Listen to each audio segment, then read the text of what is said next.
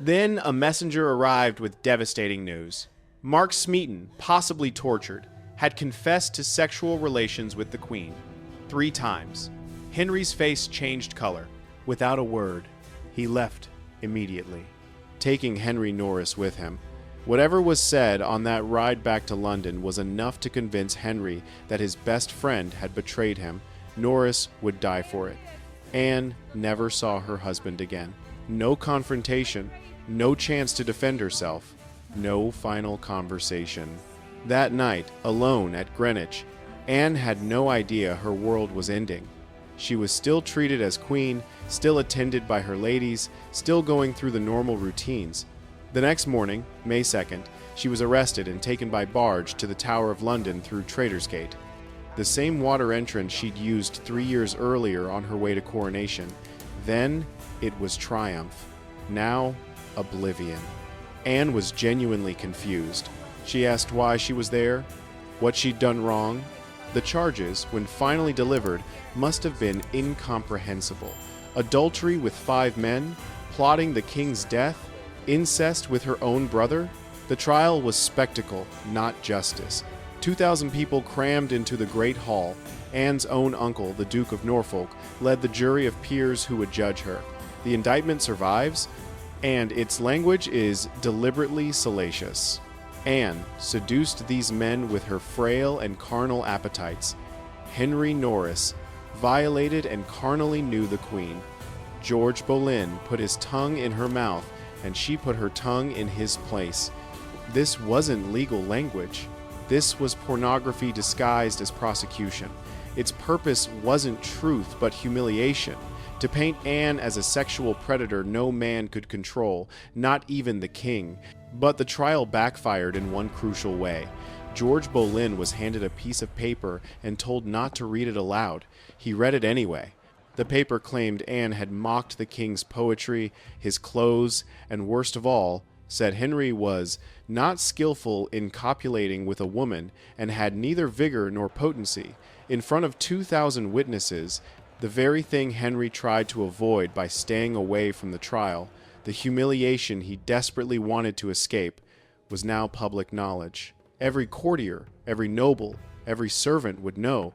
The Queen had laughed at the king's sexual inadequacy. Anne was convicted on all counts: adultery, incest, high treason. The verdict was never in doubt. With nothing left to lose, she gave her final speech. I am entirely innocent of all these accusations. I have always been a faithful and loyal wife to the king. Then came the curious part. She admitted she hadn't always shown Henry the humility and reverence his goodness deserved. What does that mean? Perhaps that she'd been too witty, too sharp-tongued, too unwilling to play the submissive wife. Perhaps she was admitting that the very qualities that attracted Henry, her intelligence and spirit, were the same qualities that made her look guilty. I have had fancies and suspicions of him which I had not the strength to resist, she continued. Jealousy of Jane Seymour? Awareness that Henry was straying? We'll never know, but she ended absolutely. God knows I have never failed him otherwise. I shall never confess any otherwise, both before and after taking communion. She was staking her eternal soul on her innocence. In an age of religious terror, when everyone believed lying before communion meant damnation, that statement carried weight. Anne Boleyn was telling the truth, and it didn't matter. While Anne awaited execution in her chambers, the 5 men accused alongside her were beheaded on Tower Hill. She would have heard the commotion, the crowds gathering, perhaps even the axe falling, her brother George among them. Imagine that psychological torture. Knowing they died for crimes they didn't commit, knowing you're next, knowing there's no escape, no rescue, no miracle coming. Anne had with her a prayer book, now preserved in history. In it she'd written, "Remember me when you do pray, that hope doth lead from day to day." Signed, Anne Boleyn, Hope. Even at the end, some flicker of it remained. Or perhaps it was just something to write, something to occupy her mind during endless hours of waiting for death. Henry, in what he considered a mercy, arranged for a French swordsman to execute her rather than an English axeman. A cleaner death, more dignified. Strange mercy from a man orchestrating judicial murder. The execution was scheduled for inside the tower walls, away from public view. Private, almost intimate. A queen deserved that much, apparently.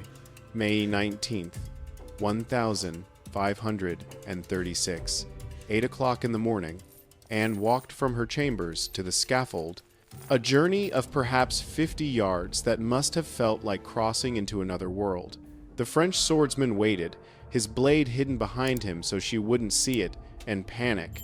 Witnesses reported Anne seemed calm, composed, almost serene, perhaps shock, perhaps genuine faith that her innocence would be recognized in heaven, even if not on earth, perhaps just exhaustion after days of psychological torment.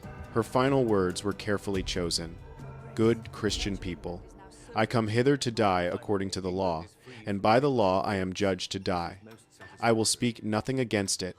I pray God save the king, and send him long to reign over you, for a gentler nor a more merciful prince was there never. And to me he was ever a good, a gentle, and sovereign lord. Even at the end, she protected him, maybe because she still loved him, maybe because any criticism of Henry would endanger her daughter Elizabeth, maybe because dying with dignity required forgiving the unforgivable. If any person will meddle of my cause, I require them to judge the best. In other words, think well of me. Remember I claimed innocence.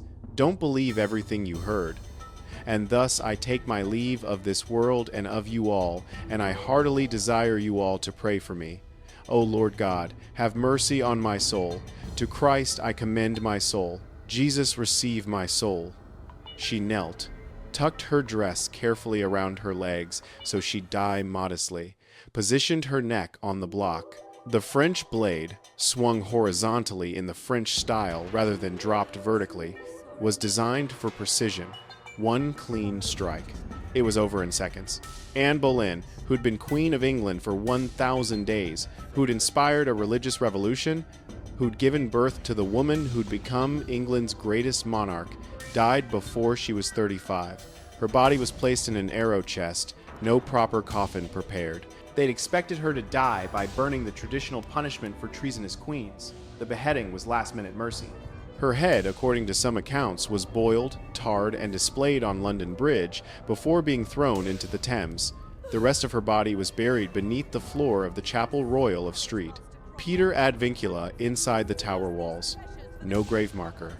No memorial. She was meant to be forgotten. Within months, Henry married Jane Seymour, who would give him the son he desperately wanted. Edward, who would die at 15. Henry would marry 3 more times, desperate to secure his dynasty. He never found happiness. He grew monstrous, physically and morally, his leg rotting, his paranoia consuming everyone around him. And when he died, it wasn't his son Edward who saved the Tudor dynasty. It was Elizabeth, Anne's daughter. The girl whose birth disappointed everyone became the greatest monarch England ever knew. Here's what Anne Boleyn's story teaches us. When power meets insecurity, when masculine honor feels threatened, when love curdles into possessiveness, innocent people die. Anne wasn't executed for adultery. She was executed because Henry couldn't admit he'd destroyed his kingdom for a woman who couldn't give him what he wanted. She died because rumors mattered more than truth, because accusation was indistinguishable from guilt, because a king's embarrassment was worth more than a queen's life. The tools have changed since 1536. The machinery of destroying women who become inconvenient, that's still running smoothly. Think about it. Anne was too witty, too intelligent, too willing to speak her mind. The same qualities that made her irresistible made her dangerous when she failed to produce a son. How many women today are still punished for being too much? Too ambitious, too outspoken, too unwilling to play submissive? How many reputations are still destroyed by whispers of sexual impropriety, by rumors that spread faster than truth? How many people are still convicted in the court of public opinion before evidence even matters? Anne Boleyn died nearly 500 years ago, but her story remains brutally relevant. The real tragedy isn't just that Anne died, it's that her execution was legal, sanctified, approved by every authority in England. It's that 2,000 people watched her trial and believed justice was being served. It's that posterity argued for centuries about whether she deserved it, as if any human deserves to be framed for crimes they didn't commit and beheaded for threatening a king's ego. The iron chair of medieval torture has been replaced, but the machinery that destroys inconvenient women hasn't. We just call it something else now. Cancel culture, character assassination, trial by media. The methods evolve. The result is the same. Reputation destroyed, life ruined, truth irrelevant. Anne Boleyn's prayer book survives. Her words, "Remember me when you do pray," echo across centuries. So remember her. Remember that she was probably innocent. Remember that she died because power always protects itself, even at the cost of justice. Remember that court gossip can kill as surely as any blade. And remember that when we participate in destroying someone's reputation based on rumor, when we share accusations without evidence, when we enjoy the spectacle of someone's downfall, we're standing in that crowd of 2,000, watching a queen be convicted of crimes she didn't commit, doing nothing. That's what Flow of History is about. Remembering the stories they wanted erased, questioning the official narratives, understanding that history isn't what happened, but what powerful people decided to record. Anne Boleyn was silenced once. Don't let her be silenced again. Subscribe to Flow of History, because the past keeps trying to teach us lessons we refuse to learn. And until we start listening, we'll keep making the same mistakes, just with better technology.